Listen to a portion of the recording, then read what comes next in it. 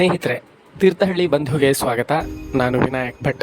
ಸ್ನೇಹಿತರೆ, ನಮ್ಮದು ವಿವಿಧತೆಯಲ್ಲಿ ಏಕತೆಯನ್ನು ಹೊಂದಿರೋ ದೇಶ. ಒಂದೊಂದು ರಾಜ್ಯದಲ್ಲಿ ಒಂದೊಂದು ಭಾಷೆ ಇದೆ, ಒಂದೊಂದು ರೀತಿಯ ಸಂಸ್ಕೃತಿ ಇದೆ, ಒಂದೊಂದು ರೀತಿಯ ಜನ ವಾಸ ಮಾಡ್ತಿದ್ದಾರೆ. ಇಂಥ ಭಾರತದಲ್ಲಿ ಕಳೆದ 20 ವರ್ಷಗಳಿಂದಲೂ ಒಂದು ವಿಚಾರದ ಬಗ್ಗೆ ಭಾರೀ ಚರ್ಚೆ, ವಾದ ವಿವಾದ ನಡೀತಾ ಬರ್ತಿದೆ. ಅದೇ ಹಿಂದಿಯನ್ನ ರಾಷ್ಟ್ರ ಭಾಷೆ ಅಂತ ಘೋಷಿಸಬೇಕಾ, ಘೋಷಿಸಬಾರ್ದಾ ಅನ್ನೋದು. ಇದಕ್ಕೆ ಸಂಬಂಧಪಟ್ಟ ಹಾಗೆ ರಾಜಕಾರಣಿಗಳು, ತಜ್ಞರು, ಸಿನಿಮಾ ನಟರುಗಳು, ಗುಟ್ಕಾ, ಪಾನ್ ಮಸಾಲ, ಜಾಹೀರಾತು ಕೊಡೋರು, ಜನಸಾಮಾನ್ಯರು ಎಲ್ಲರೂ ಒಂದೊಂದು ರೀತಿಯ ಅಭಿಪ್ರಾಯವನ್ನು ಹೊಂದಿದ್ದಾರೆ. ಹಾಗಿದ್ರೆ ಏನಿದು ರಾಷ್ಟ್ರ ಭಾಷೆಯ ವಿವಾದ?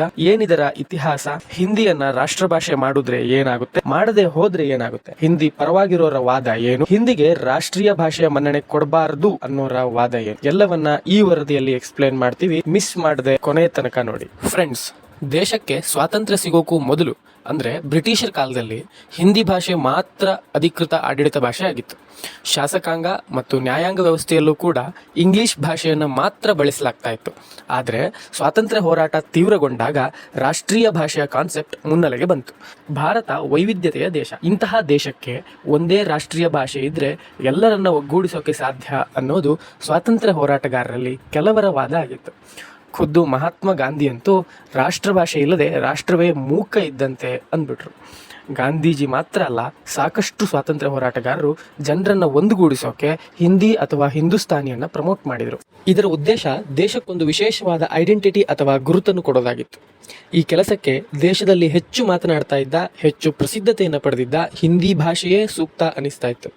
ಆದರೆ ದಕ್ಷಿಣದ ರಾಜ್ಯಗಳು ಇದಕ್ಕೆ ತೀವ್ರವಾದ ವಿರೋಧವನ್ನು ವ್ಯಕ್ತಪಡಿಸಿದವು. ಅದರಲ್ಲೂ ಕೂಡ ಮದ್ರಾಸ್ನಲ್ಲಿ ಹಿಂದಿ ವಿರೋಧಿ ಭಾರೀ ಪ್ರತಿಭಟನೆಗಳು ನಡೆದವು. ಬೇರೆ ಬೇರೆ ರಾಜ್ಯದ ನಾಯಕರು ಬೇರೆ ಬೇರೆ ಭಾಷೆಗೆ ಡಿಮಾಂಡ್ ಇಟ್ಟರು. ಸಂಸ್ಕೃತ ಕೊಡಿ, ಬೆಂಗಾಲಿ ಕೊಡಿ, ಹೀಗೆ. ಡಾಕ್ಟರ್ BR ಅಂಬೇಡ್ಕರ್ ಸಂಸ್ಕೃತವನ್ನ ಅಧಿಕೃತ ಭಾಷೆ ಮಾಡಬೇಕು ಅಂತ ಆಗ್ರಹ ಮಾಡಿದ್ರು. ಸಂಸ್ಕೃತ ಎಲ್ಲಾ ಭಾಷೆಗಳ ತಾಯಿ. ಸಂಸ್ಕೃತವನ್ನ ಅಧಿಕೃತ ಭಾಷೆಯಾಗಿ ಸ್ವೀಕರಿಸಿದರೆ ದೇಶದ ಯಾವ ಮೂಲೆಯಲ್ಲೂ ಕೂಡ ಭಾಷಾ ವಿಚಾರವಾಗಿ ಸಂಘರ್ಷ ಆಗಲ್ಲ ಅನ್ನೋದು ಅಂಬೇಡ್ಕರ್ ಅವರ ವಾದ ಆಗಿತ್ತು.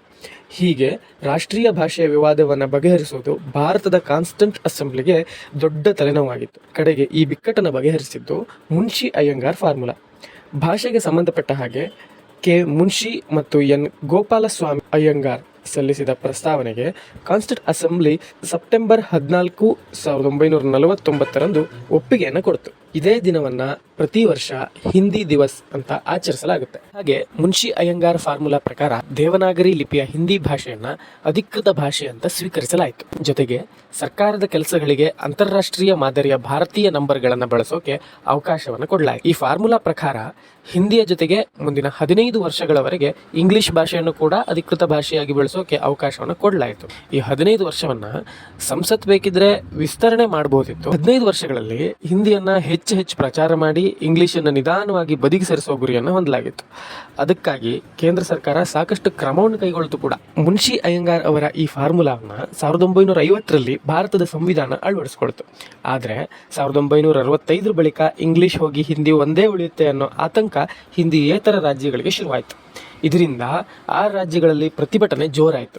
ತಮಿಳುನಾಡು, ಕರ್ನಾಟಕ, ಆಂಧ್ರ, ಮಹಾರಾಷ್ಟ್ರ, ಪಂಜಾಬ್, ಪಶ್ಚಿಮ ಬಂಗಾಳ ಮತ್ತು ಈಶಾನ್ಯ ರಾಜ್ಯಗಳಲ್ಲಿ ಪ್ರತಿಭಟನೆ ಜಾಸ್ತಿ ಆಯಿತು. ಒಂದು ರೀತಿ ದಕ್ಷಿಣದ ರಾಜ್ಯಗಳಲ್ಲೇ ಹೆಚ್ಚು ಪ್ರತಿಭಟನೆ ಆಯಿತು ಅಂತ ಹೇಳ್ಬೋದು. ಕಾರಣ, ಹಿಂದಿಗೂ ದಕ್ಷಿಣ ಭಾರತದ ದ್ರವಿಡಿಯನ್ ಭಾಷೆ ಮಾತನಾಡುವ ರಾಜ್ಯಗಳಿಗೂ ಈ ದ್ರಾವಿಡ ಭಾಷೆಗಳಿಗೂ ಅಜಗಜಾಂತರ ವ್ಯತ್ಯಾಸ ಇತ್ತು.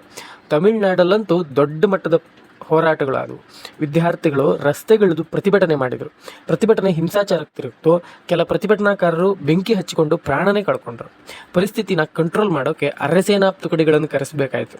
ಸ್ವಾತಂತ್ರ್ಯ ಬರೋಕ್ಕೂ ಮುಂಚೆನೆ ಅಂದ್ರೆ 1937ರಲ್ಲಿ ಮದ್ರಾಸ್ ಪ್ರೆಸಿಡೆನ್ಸಿ ಶಾಲೆಗಳಲ್ಲಿ ಹಿಂದಿ ಭಾಷೆನ ಕಡ್ಡಾಯ ಮಕ್ಕಳಿಗೆ ಹೇಳ್ಕೊಡ್ಲೇಬೇಕು ಅನ್ನೋ ಕಾನೂನನ್ನ ಅಲ್ಲಿನ ಕಾಂಗ್ರೆಸ್ ಸರ್ಕಾರದ ಶ್ರೀ ರಾಜಗೋಪಾಲಾಚಾರಿ ಜಾರಿಗೆ ತಂದಿದ್ರು.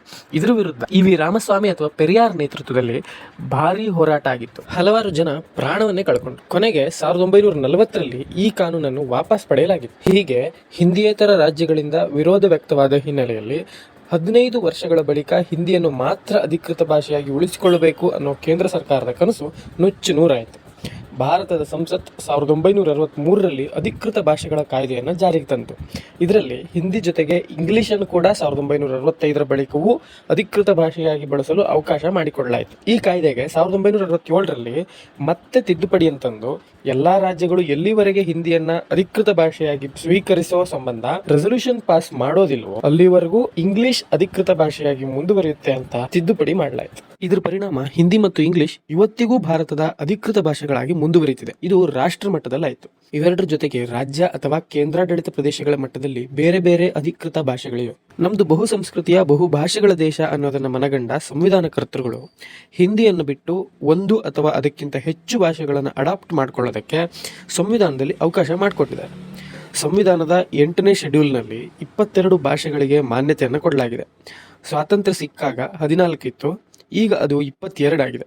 ಇದರಲ್ಲಿ ಕನ್ನಡ, ತಮಿಳು, ತೆಲುಗು, ಮಲಯಾಳಿ, ಮರಾಠಿ, ಕೊಂಕಣಿ, ಸಂಸ್ಕೃತ, ಉರ್ದು, ಗುಜರಾತಿ, ಹಿಂದಿ ಮುಂತಾದ ಭಾಷೆಗಳಿವೆ. ಹೀಗಾಗಿ ಕರ್ನಾಟಕದ ತಮಿಳುನಾಡು ಸೇರಿದಂತೆ ಹಿಂದಿಯೇತರ ರಾಜ್ಯಗಳಲ್ಲಿ ಇಂಗ್ಲಿಷ್ ಮತ್ತು ಕನ್ನಡವನ್ನ, ಇಂಗ್ಲಿಷ್ ಮತ್ತು ತಮಿಳನ್ನ ಈ ರೀತಿ ಇಂಗ್ಲಿಷ್ ಜೊತೆಗೆ ಆಯಾ ರಾಜ್ಯಗಳ ಪ್ರಮುಖ ಭಾಷೆಗಳನ್ನ ಅಧಿಕೃತ ಭಾಷೆಗಳನ್ನಾಗಿ ಬಳಸಲಾಗುತ್ತೆ. ಜೊತೆಗೆ ಹಿಂದಿಯೇತರ ರಾಜ್ಯಗಳಲ್ಲಿ ಹಿಂದಿಗಿಂತ ಇಂಗ್ಲಿಷ್ ಸುಲಭ ಹಾಗೂ ಉದ್ಯೋಗಕ್ಕೂ ಅನುಕೂಲ ಆಗುತ್ತೆ ಅನ್ನೋ ಉದ್ದೇಶದಿಂದ ಸ್ಥಳೀಯ ಭಾಷೆಗಳ ಜೊತೆಗೆ ಇಂಗ್ಲಿಷ್ ಅನ್ನು ಬಳಸಲಾಗುತ್ತೆ.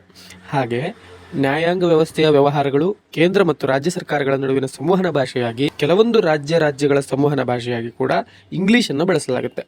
ಇನ್ನು ಕೊಠಾರಿ ಕಮಿಷನ್ ಶಿಫಾರಸಿನ ಆಧಾರದಲ್ಲಿ 1968ರಲ್ಲಿ ಇಂದಿರಾ ಗಾಂಧಿ ಸರ್ಕಾರ ನ್ಯಾಷನಲ್ ಪಾಲಿಸಿ ಅಂಡ್ ಎಜುಕೇಶನ್ ಅನ್ನು ಜಾರಿಗೆ ತಂತು. ಇದರಲ್ಲಿ ಮೊದಲ ಬಾರಿಗೆ ತ್ರಿಭಾಷಾ ಸೂತ್ರವನ್ನ ಪರಿಚಯಿಸಲಾಯಿತು. ಇದ್ರ ಪ್ರಕಾರ ಶಾಲೆಗಳಲ್ಲಿ ಹಿಂದಿ, ಇಂಗ್ಲಿಷ್ ಜೊತೆಗೆ ಒಂದು ಸ್ಥಳೀಯ ಭಾಷೆಯನ್ನು ಕೂಡ ಓದೋಕೆ ಅವಕಾಶ ಮಾಡಿಕೊಡ್ಲಾಯಿತು. ಆದರೆ ಆಗ ತಮಿಳುನಾಡಿನ ಮುಖ್ಯಮಂತ್ರಿ ಆಗಿದ್ದ ಅಣ್ಣಾದುರೈ ನಮಗೆ ಹಿಂದಿಯ ಅವಶ್ಯಕತೆನೇ ಇಲ್ಲ, ನಾವ್ಯಾಕೆ ನಿಮ್ಮ ಎಕ್ಸ್ಟ್ರಾ ಲ್ಯಾಂಗ್ವೇಜ್ ಅನ್ನು ಓದಬೇಕು ಅಂತ ವಿರೋಧವನ್ನು ವ್ಯಕ್ತಪಡಿಸಿದರು. ಇದರ ಪರಿಣಾಮ ತಮಿಳುನಾಡಲ್ಲಿ ಇವತ್ತಿಗೂ ಕೂಡ ತ್ರಿಭಾಷಾ ಸೂತ್ರವನ್ನು ಅಳವಡಿಸಿಕೊಂಡಿಲ್ಲ. ಇನ್ನು ಹಿಂದಿಯನ್ನ ರಾಷ್ಟ್ರ ಭಾಷೆಯನ್ನಾಗಿ ಮಾಡೋ ಪ್ರಯತ್ನಗಳು ಸ್ವತಂತ್ರ ಬಂದಾಗಿನಿಂದಲೂ ನಡೀತಾನೆ ಇದೆ.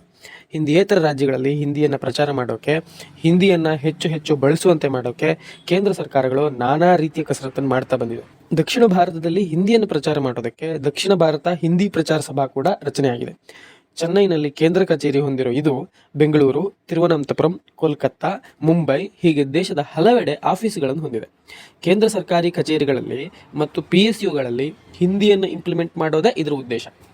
ಇದೊಂದೇ ಅಲ್ಲ, ಇಂಥ ಹಲವಾರು ಕ್ರಮಗಳನ್ನು ಕೈಗೊಳ್ತಾ ಬಂದಿದೆ ಕೇಂದ್ರ ಸರ್ಕಾರ. ಹಿಂದಿಯನ್ನು ರಾಷ್ಟ್ರ ಭಾಷೆ ಮಾಡಬೇಕು ಅನ್ನೋರ ವಾದ ಏನು? ಇಂಗ್ಲಿಷ್ ಭಾಷೆ ಗುಲಾಮಗಿರಿಯ ಸಂಕೇತ, ಅದು ಬ್ರಿಟಿಷರು ನಮ್ಮ ಮೇಲೆ ಹೇರಿ ಹೋದ ಭಾಷೆ, ಅದನ್ನ ತೆಗೆದು ನಮ್ಮದೇ ದೇಶದ ಭಾಷೆ ಆಗಿರೋ ಹಿಂದಿ ಭಾಷೆಯನ್ನ ಉಳಿಸ್ಕೋಬೇಕು ಅನ್ನೋದು ಹಿಂದಿ ಪರ ಇರೋರು ವಾದ. ಅವ್ರ ಪ್ರಕಾರ ಹಿಂದಿ ನಮ್ಮ ಭಾಷೆ ಅಂತ. ಅವ್ರ ಭಾಷೆ ಸರಿ, ಇಡೀ ದೇಶದ ಭಾಷೆ ಅಂತ ಅವ್ರು ಅಂದ್ಕೊಂಡಿದ್ದಾರೆ.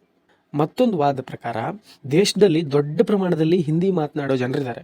ಸದ್ಯ ದೇಶದ ಒಟ್ಟು ಜನಸಂಖ್ಯೆಯಲ್ಲಿ 43% ಜನ ಹಿಂದಿ ಭಾಷೆ ಮಾತನಾಡ್ತಾರೆ. ಅವ್ರ ಸಂಖ್ಯೆ ವರ್ಷ ಕಳೆದಂತೆ ಜಾಸ್ತಿ ಆಗ್ತಾ ಇದೆ. ಆದರೆ ಉಳಿದ ಭಾಷೆಗಳನ್ನು ಮಾತಾಡೋ ಜನರ ಸಂಖ್ಯೆ ಕಡಿಮೆ ಆಗ್ತಾ ಹೋಗ್ತಾ ಇದೆ. ನೀವು ಈ ಗ್ರಾಫ್ನ ನೋಡ್ಬೋದು. ಹೀಗೆ ಕನ್ನಡ, ತಮಿಳು, ತೆಲುಗು, ಮಲಯಾಳಂ ಭಾಷೆ ಮಾತನಾಡುವವ್ರ ಸಂಖ್ಯೆ ಕಮ್ಮಿ ಆಗ್ತಾ ಇದೆ ಅನ್ನೋದನ್ನ. ಇದು ಕೂಡ ಒಂದು ವಾದ, ಹಿಂದಿನ ಪ್ರಮೋಟ್ ಮಾಡೋಣ ಬಿಡಿ ಅನ್ನೋದಕ್ಕೆ. ಇನ್ನು ಹಿಂದಿ ಜೊತೆಗೆ ಇಂಗ್ಲಿಷ್ ಮಾತನಾಡೋರ ಸಂಖ್ಯೆ ಕೂಡ ಭಾರತದಲ್ಲಿ ಹೆಚ್ಚಾಗ್ತಾ ಇದೆ. ಭಾರತದಲ್ಲಿ 10ರಿಂದ 15% ಜನ ಇಂಗ್ಲಿಷ್ ಮಾತನಾಡುವ ಸಾಮರ್ಥ್ಯವನ್ನು ಹೊಂದಿದ್ದಾರೆ. ಈಶಾನ್ಯ ಭಾರತ ಮತ್ತು ದಕ್ಷಿಣ ಭಾರತದಲ್ಲಿ ಈ ಸಂಖ್ಯೆ ಜಾಸ್ತಿ ಇದೆ. ಅಮೆರಿಕ ಬಿಟ್ಟರೆ ಅತಿ ಹೆಚ್ಚು ಇಂಗ್ಲಿಷ್ ಮಾತನಾಡುವ ಜನರು ಭಾರತದಲ್ಲೇ ಇದ್ದಾರೆ ಅಂತ ಗುರುತಿಸಲಾಗುತ್ತೆ. ಹೀಗೆ ಆದರೆ ಹಿಂದಿಯನ್ನು ಮೀರಿಸಿ ಇಂಗ್ಲಿಷ್ ಮುಂದೆ ಹೋಗ್ಬೋದು. ಆಗ ಹೊರಗಿನ ಒಂದು ಭಾಷೆ ಭಾರತವನ್ನು ವ್ಯಾಪಿಸಿಕೊಳ್ಬೋದು. ಅದಕ್ಕಿಂತ ಹಿಂದಿ ಒಳ್ಳೇದಲ್ವಾ? ನಿಮಗೆ ಇಂಗ್ಲಿಷ್ ಓಕೆ, ಹಿಂದಿ ಯಾಕೆ ಬೇಡ ಅನ್ನೋದು ಉತ್ತರ ಭಾರತೀಯರ ಹಿಂದಿ ಭಾಷಿಕರ ವಾದ. ಹಿಂದಿ ರಾಷ್ಟ್ರೀಯ ಭಾಷೆ ಮಾಡಬಾರದು ಅಂತ ಹೇಳೋರ ವಾದ ಏನು? ಹಿಂದಿಯನ್ನ ರಾಷ್ಟ್ರೀಯ ಭಾಷೆ ಮಾಡಿದರೆ ಹಿಂದಿ ಭಾಷಿಕರಿಗೆ ಹೆಚ್ಚು ಹೆಚ್ಚು ಗೌರ್ಮೆಂಟ್ ಜಾಬ್ ಸಿಗುತ್ತೆ. ಎಲ್ಲದರಲ್ಲೂ ಅವರಿಗೆ ಅಡ್ವಾಂಟೇಜ್ ಆಗುತ್ತೆ, ಶೈಕ್ಷಣಿಕವಾಗಿ ಕೂಡ ಲಾಭ ಆಗುತ್ತೆ. ಇದರಿಂದ ಹಿಂದಿಯೇತರ ರಾಜ್ಯದ ಆಕಾಂಕ್ಷಿಗಳಿಗೆ ಅನ್ಯಾಯ ಆಗುತ್ತೆ ಅನ್ನೋದು ಒಂದು ವಾದ. ಭಾರತ ವೈವಿಧ್ಯಮಯ ದೇಶ. ನಮ್ಮ ದೇಶದಲ್ಲಿ 1000ಕ್ಕೂ ಅಧಿಕ ಭಾಷೆಗಳನ್ನು ಮಾತನಾಡಲಾಗುತ್ತೆ. ಪ್ರಮುಖ ಭಾಷೆಗಳೇ ಸುಮಾರಿದೆ. ಹೀಗಿರುವಾಗ ಬರೀ ಹಿಂದಿಯನ್ನು ರಾಷ್ಟ್ರ ಭಾಷೆ ಮಾಡಿದರೆ ಉಳಿದವರಿಗೆ ಅನ್ಯಾಯ ಆಗೋದಿಲ್ವಾ? ಇದು ಹೇಗೆ ವೈವಿಧ್ಯತೆಯಲ್ಲಿ ಏಕತೆ ಅಂತ ಹೇಗಾಗುತ್ತಿದು ಅನ್ನೋ ಪ್ರಶ್ನೆ ಕೂಡ ಮುಂದಿಡಲಾಗುತ್ತೆ. ದಕ್ಷಿಣ ಭಾರತದ ರಾಜ್ಯಗಳಲ್ಲಿ ಹಿಂದಿ ಮಾತಾಡೋರ ಸಂಖ್ಯೆ ಸ್ವಲ್ಪವೇ ಸ್ವಲ್ಪ ಇದೆ. ಹೀಗಿರುವಾಗ ಹಿಂದಿಯನ್ನು ನಾವು ಹೇಗೆ ನಮ್ಮ ಭಾಷೆ ಅಂತ ಒಪ್ಕೊಳ್ಳೋಕೆ ಸಾಧ್ಯ? ನಮ್ಮ ಭಾಷೆ ಅಲ್ವಲ್ಲ ಇದು. ಇನ್ನು ಜನಗಣತಿ ವೇಳೆ ಭೋಜ್ಪುರಿ, ರಾಜಸ್ಥಾನಿ, ಹರ್ಯಾಣ್ವಿ, ಮರಾಠಿ, ಛತ್ತೀಸ್ಗರಿ ಭಾಷೆಗಳನ್ನು ಕೂಡ ಮಾತನಾಡೋ ಜನಗಳನ್ನ ಹಿಂದಿ ಭಾಷಿಕರು ಅಂತ ಲೆಕ್ಕ ತಗೊಂಡಿದ್ದಾರೆ. ಹೀಗಾಗಿ ಹಿಂದಿ ಮಾತಾಡೋರ ಸಂಖ್ಯೆ ಜಾಸ್ತಿ ಕಾಣಿಸ್ತಾ ಇದೆ ಅಷ್ಟೇ, ಆದ್ರೆ ಹಿಂದಿ ಮಾತೃಭಾಷಿಕರು ತುಂಬಾ ಕಡಿಮೆ ಇದ್ದಾರೆ ಅನ್ನೋ ವಾದ ಕೂಡ ಇದೆ. ಇಂಗ್ಲಿಷ್ ಆದ್ರೆ ಉನ್ನತ ಶಿಕ್ಷಣಕ್ಕೆ, ಅಂತಾರಾಷ್ಟ್ರೀಯ ವ್ಯವಹಾರಕ್ಕೆ, ಉದ್ಯೋಗಕ್ಕೆ ಈ ರೀತಿ ನಾನಾ ಕಡೆ ಯೂಸ್ ಆಗುತ್ತೆ. ಹಿಂದಿಯನ್ನು ಕಲಿತು ನಮ್ಗೆ ಏನ್ ಲಾಭ? ಪಾನಿಪುರಿ ಅಂಗಡಿಯವನ ಹತ್ರ ಭಯ್ಯ ಅವ್ರೇಗ್ ಡಾಲು ಅಂತ ಹೇಳೋಕ್ ಬಿಟ್ರೆ ಇನ್ ಏನಕ್ಕೂ ಉಪಯೋಗ ಇಲ್ಲ ಅನ್ನೋ ವಾದ ಕೂಡ ಇದೆ. Last but not the list ಅನ್ನೋ ಹಾಗೆ ಹಿಂದಿಯನ್ನ ಅಧಿಕೃತ ಭಾಷೆಯನ್ನಾಗಿ ಪ್ರಮೋಟ್ ಮಾಡೋಕೆ ಕೇಂದ್ರ ಸರ್ಕಾರಗಳು ಹೆಚ್ಚು ಹಣ ಖರ್ಚು ಮಾಡ್ತಿರೋದು ಹಿಂದಿಯೇತರ ರಾಜ್ಯಗಳ ಸಿಟ್ಟನ್ನ ಹೆಚ್ಚು ಮಾಡಿದೆ. ಹೀಗಾಗಿ ಹಿಂದಿ ಹೇರುವಿಕೆ ವಿರುದ್ಧ ಅವರು ಹೋರಾಟ ಮಾಡ್ತಾ ಇದ್ದಾರೆ. ಅಧಿಕೃತ ಭಾಷೆಗೂ ರಾಷ್ಟ್ರ ಭಾಷೆಗೂ ಏನು ವ್ಯತ್ಯಾಸ? ಫ್ರೆಂಡ್ಸ್, ಅಧಿಕೃತ ಭಾಷೆಯೇ ಬೇರೆ, ರಾಷ್ಟ್ರೀಯ ಭಾಷೆನೇ ಬೇರೆ. ಎರಡನ್ನು ಒಂದೇ ರೀತಿ ಬಳಸೋಕ್ಕಾಗಲ್ಲ. ರಾಷ್ಟ್ರ ಭಾಷೆ ಅನ್ನೋದು ರಾಷ್ಟ್ರವನ್ನ, ಅದರ ಸಂಸ್ಕೃತಿಯನ್ನ, ಇತಿಹಾಸವನ್ನ ಪ್ರತಿನಿಧಿಸುವ ಸಂಕೇತ. ರಾಷ್ಟ್ರ ಭಾಷೆ ಅಂದ್ರೆ ಆ ರಾಷ್ಟ್ರದ ಜನಕ್ಕೆ ಆ ಭಾಷೆ ಗೊತ್ತು, ಎಲ್ರೂ ಕೂಡ ಮಾತಾಡ್ತಾರೆ ಅಂತ. ರಾಷ್ಟ್ರ ಭಾಷೆ ಒಂಥರ ರಾಷ್ಟ್ರದ ಏಕತೆಯ ಸಂಕೇತ ಅಂತ ಹೇಳ್ಬೋದು. ಆದ್ರೆ ಅಧಿಕೃತ ಭಾಷೆ ಅಂದ್ರೆ ಕೇಂದ್ರ ಮತ್ತು ರಾಜ್ಯ ಸರ್ಕಾರಗಳು ತಮ್ಮ ವ್ಯವಹಾರ ನಡೆಸಲು ಬಳಸುವ ಭಾಷೆ. ಒಂದು ದೇಶದಲ್ಲಿ ಎಷ್ಟು ಬೇಕಾದ್ರೂ ಅಧಿಕೃತ ಭಾಷೆಗಳು ಇರಬಹುದು, ರಾಷ್ಟ್ರ ಭಾಷೆ ಒಂದೇ ಒಂದು ಇರೋದಕ್ಕೆ ಸಾಧ್ಯ. ಇದೇ ಕಾರಣಕ್ಕೆ ಕೇಂದ್ರ ಸರ್ಕಾರದಲ್ಲಿ ಅಧಿಕಾರಕ್ಕೆ ಬರೋ ಎಲ್ಲಾ ಸರ್ಕಾರಗಳು ಕೂಡ ಹಿಂದಿಯನ್ನ ರಾಷ್ಟ್ರ ಭಾಷೆ ಮಾಡೋ ಸಂಬಂಧ ಕಸರತ್ತನ್ನ ಒಳಗೊಳಗೆ ನಡೆಸ್ತಾ ಇರ್ತಾರೆ. ಅದು ಬಿಜೆಪಿ ಆಗಿರ್ಬೋದು, ಕಾಂಗ್ರೆಸ್ ಆಗಿರ್ಬೋದು, ವ್ಯತ್ಯಾಸ ಇಲ್ಲ. ಈಗಿನ ಮೋದಿ ಸರ್ಕಾರ one nation one language policy ಮೂಲಕ ಹಿಂದಿಯನ್ನ ಪ್ರಮೋಟ್ ಮಾಡೋದಕ್ಕೆ ಪ್ರಯತ್ನ ಮಾಡ್ತಿದೆ ಅನ್ನೋ ಟೀಕೆನ ಎದುರಿಸ್ತಾ ಇದೆ. ಅದಕ್ಕೆ ತಕ್ಕ ಹಾಗೆ ಕೇಂದ್ರ ಗೃಹ ಮಂತ್ರಿ ಅಮಿತ್ ಶಾ ಪ್ರತಿ ವರ್ಷ ಹಿಂದಿ ದಿವಸ ಕಾರ್ಯಕ್ರಮದಲ್ಲಿ ಮಾತಾಡ್ತಾರೆ, ಹಿಂದಿಯನ್ನ ಪ್ರಮೋಟ್ ಮಾಡ್ತಾರೆ. ಲಾಸ್ಟ್ ಟೈಮ್ ಕೂಡ ಅವರು ಸ್ಥಳೀಯ ಭಾಷೆಗಳು ಇರಬೇಕು, ಬೆಳಿಬೇಕು, ಆದ್ರೆ ಇಂಗ್ಲಿಷ್ ಬದಲಿಗೆ ಹಿಂದಿ ಮಾತಾಡಿ ಅನ್ನೋ ಪ್ರಪೋಸಲ್ ಮುಂದಿಟ್ಟಿದ್ರು. ನಿಮ್ಮ ಭಾಷೆ ಮಾತಾಡಿ, ಕನ್ನಡ ಇರ್ಲಿ, ತಮಿಳ್ ಇರ್ಲಿ, ಮಲಯಾಳಂ ಇರ್ಲಿ, ಅದು ಚೆನ್ನಾಗಿ ಬೆಳಿಬೇಕು. ಜೊತೆಗೆ ಇಂಗ್ಲಿಷ್ ಅವಾಗವಾಗ ಮಾತಾಡ್ತಿರಲ್ಲ, ಅದ್ರ ಬದಲಿಗೆ ಹಿಂದಿ ಮಾತಾಡಿದ್ರೆ ಒಳ್ಳೇದು ಅನ್ನೋ ರೀತಿಲಿ ಅವರು ಪ್ರಪೋಸಲ್ ಇಟ್ಟಿದ್ರು. ಇವ್ರ ಐಡಿಯಾ ಏನು ಅಂದ್ರೆ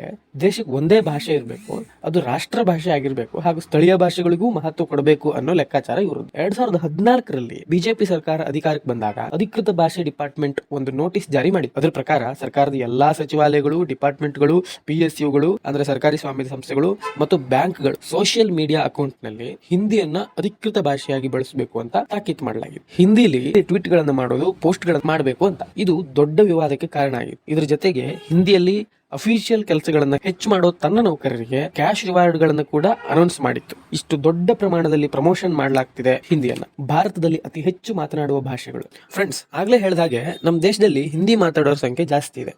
130ಕ್ಕೂ ಅಧಿಕ ಕೋಟಿ, ಆಲ್ಮೋಸ್ಟ್ 140 ಕೋಟಿ ಹತ್ರ ಬಂದಿದ್ದೀವಿ ನಾವು.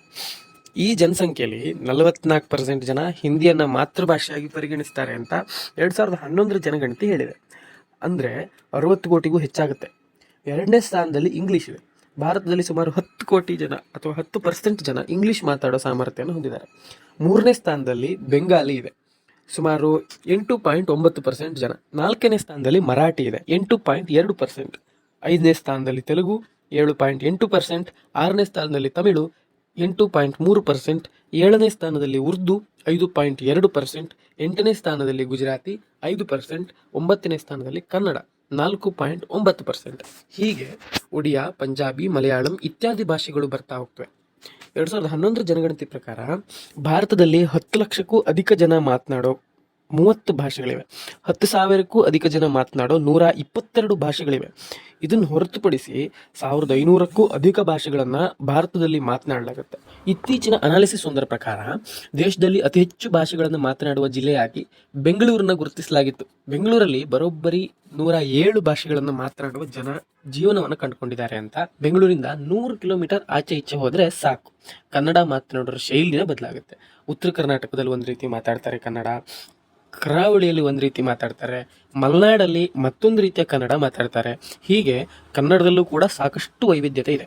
ಇನ್ನು ಬೇರೆ ಬೇರೆ ಭಾಷೆ ತಗೊಂಡ್ರೆ ಅದರಲ್ಲೂ ಕೂಡ ಹೀಗೆ ಇರುವಾಗ ಹಿಂದಿಯನ್ನ ರಾಷ್ಟ್ರ ಭಾಷೆಯನ್ನಾಗಿ ನಮ್ಮ ಮೇಲೆ ಹೇರೋದು ಎಷ್ಟು ಸರಿ? ಇದರಿಂದ ಎಲ್ರಿಗೂ ಸಮಾಧಾನ ಇರೋದಿಲ್ಲ. ಅಂದಮೇಲೆ ಇದನ್ನು ಮಾತಾಡೋಕೆ ಹೋಗೋದು ಯಾಕೆ ಅನ್ನೋ ಪ್ರಶ್ನೆಯನ್ನ ಕೇಳಲಾಗುತ್ತೆ. ಸ್ನೇಹಿತರೆ, ಈಗ ನೀವು ಹೇಳಿ, ಈ ವಿವಾದದ ಬಗ್ಗೆ ನಿಮ್ಮ ಅನಿಸಿಕೆ ಏನು? ಕಮೆಂಟ್ ಮಾಡಿ ತಿಳಿಸಿ.